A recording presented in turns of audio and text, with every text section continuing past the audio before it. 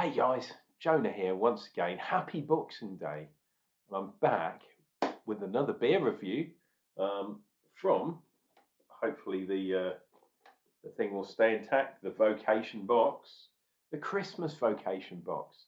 And we're working backwards. Don't know why. I just decided it on the whim yesterday, but yeah, gonna do this bad boy today. The Black Forest Gateau Special Edition. This one's got cherry as well. Cherry and coconut Imperial Stout. This one is a meager 10% ABV. Obviously from Vocation again. Like the footholds of the Black Forest mountain range, this punchy Imperial Stout is dark, devilish, wicked, and full of unpretentious turns. So we got cherry, chocolate, and it's indulgent apparently. Roasted barley and dark crystal malts create a sweet and sumptuous chocolate stout base, rounded out with bold notes of tart cherry for the perfect balance of sweet and bitter. Creamy, rich finish makes this an imperial stout for a dessert in itself. Okay, let's have a quick look if it will focus on the ingredients. I always like to have a look. We have got oats in this one. Is there any wheat? Can't see any wheat in there, but we got some oats, so it should add to the creaminess of this bad boy. Right, hopefully, I'm not going to drop the glass over. If you're new to the video, welcome. Do a quick pressure test on this bad boy. We have done okay. And as usual, this is a full can, a full 440. We've got the lovely Vocation tasting glass. Maybe I should be using the bigger glass, but with 10%ers and things like that, I'm not going to mess around. Let's force a little bit of the head on this bad boy.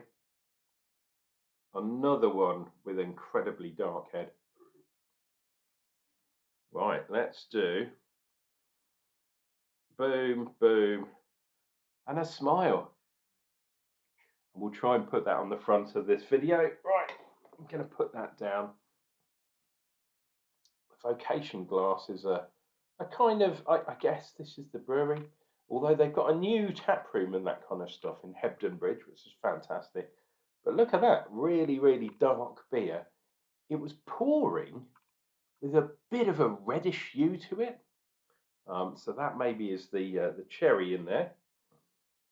Not too much head to speak of. We're like half a finger's head, but look at it. It's lovely colour, really, really dark colour. Oh, smells gorgeous as well. Let me just have a quick look at the ingredients again. I want to see, have they actually got cherry listed in their ingredients? You going to focus? Right, so gluten, etc., etc. Oats.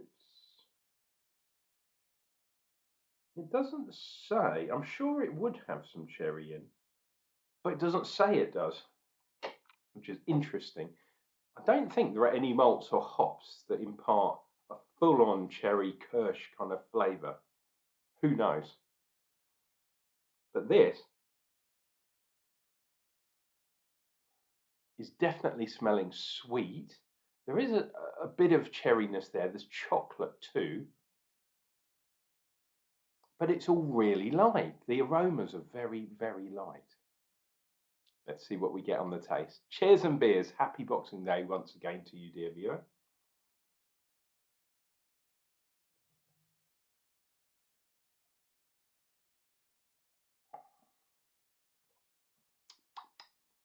Okay, interesting. Not as sweet as yesterday's beer, but there is a sweetness to it. That stodginess, that kind of cakiness is not there either. Although this is meant to be a Gateau, it doesn't taste like that. This is more, yeah, this is more like a coffee, like a chocolate mocha coffee, but a bit more bitter, a bit more dialed down. And obviously the cherry is there as well. It's a little bit thinner as well than yesterday, than the Daddy, the 12%er.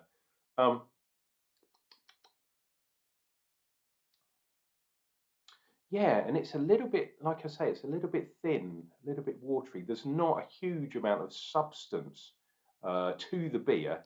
It's not super thin. It's not like a lager or a pale ale, but it's not a real chewy sort of bad boy. So this one is a lot lighter,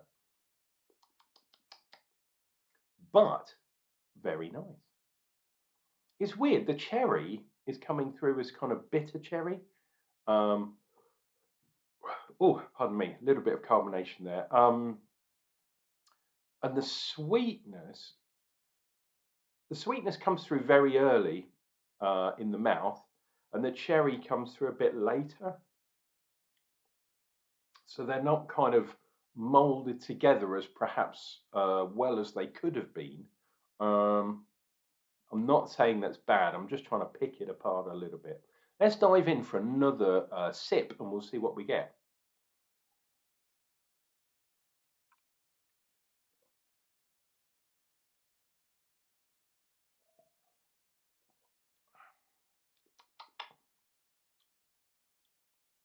Yeah, so sweet first. There's a bit of lacto in there. I think there's some lacto in this bad boy.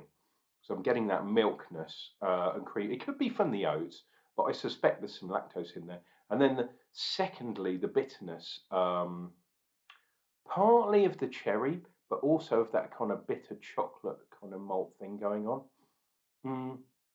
But it's very much second fiddle. Then we get a bit of the alcohol kind of coming through. And this is weird because the stronger one, the 12.5%er, it didn't come through. It was so well balanced. This one is a tiny bit more disjointed. It's still a fantastic beer, and they've hidden 10% really quite well. This one tastes very much like the Imperial Banana that I had as one of my top beers last year. And when I say that, I mean 22, not the last year gone by. And maybe a cross by the Imperial Death by Cherries as well, which was, whoa, blow your socks off kind of beer, that one. Maybe out of 5, give it a 4.5. I don't think I could give it more than that. I don't think I could give it a 5 out of 5. But interestingly, in the second mouthful, I was definitely getting a bit more kind of creaminess, a lacto kind of creaminess, like a milk stout. So perhaps this is more like an imperial milk stout with added cherry. Let's go. I'm going to finish this glass off with you, dear viewer, and then we'll get you on the way because it's the holidays. You don't want a massively long video. So I'll try and make these ones quick. And I'm using a smaller glass as well. So definitely quick ones, even though they're ridiculously strong for beers.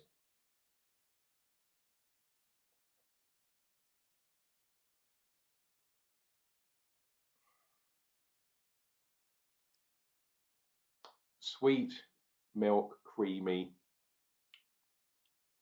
Then there's the chocolate, the coffee, and the cherry, the kirsch. Let's have a look on here.